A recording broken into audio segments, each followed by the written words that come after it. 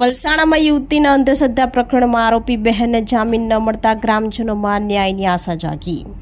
પારડીના પલસાણા ખાતે દેસાઈવાડ નજીક હળપતિવાસમાં રહેતી 22 વર્ષીય દિવ્યા હળપતિએ 12 એપ્રિલના રોજ વલસાડ સિવિલ હોસ્પિટલમાં મૃત્યુ થયું હતું, જેને સ્મશાનમાં લઈ જતા શરીરે પગ, હાથ, પેટ, ગળા અને માથાના ભાગે ડામ જોતા લોકો ભડકી ઉઠ્યા હતા અને પોલીસ તપાસની માંગ કરી હતી। તપાસમાં દિવ્યાના પિતા અર્જુન હળપતિ, બહેન ઈશિતા, બીજી બહેન પ્રિયંકા અને બનેવી જિજ્ઞેશ નાયકાએ તેને મેલેડી માતાજી આવતા હોવાનું કહી શરીરે રૂની વાટો સાથે દીવડાઓ મૂકતા ગંભીર રીતે દાઝી જવાથી તેનું મોત થયું હોવાનું બહાર આવ્યું હતું, જેને લઈ પારડી પોલીસે પિતા, બંને બહેન અને ભુવા બનેવી સામે ગુનો નોંધી કાર્યવાહી હાથ ધરી હતી। આ કેસ વાપીના એડિશનલ સેશન્સ જજ ટીવી આહુજા સમક્ષ આવતા મોટી બહેન પ્રિયંકા જિજ્ઞેશ નાયકાએ જામીન મુક્ત થવા કરે રેગ્યુલર જામીન અરજી સંદર્ભે ડીજીપી અનિલ ત્રિપાઠીની દલીલો ગ્રાહ્ય રાખી કોર્ટે તેને નામંજૂર કર્યો હતો।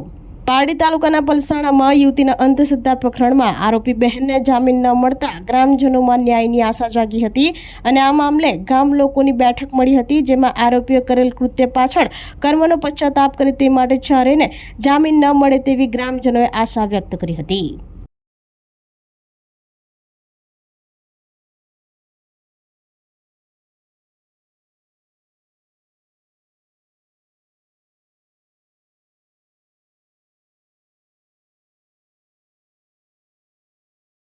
આપણી સંકલ્પ ન્યૂઝ ચેનલને સબસ્ક્રાઇબ અને લાઇક કરો, બેલ આઇકન દબાવો જેથી આવનાર ન્યૂઝ અપડેટ્સની નોટિફિકેશન આપના મોબાઈલ પર સૌથી પહેલા પહોંચે।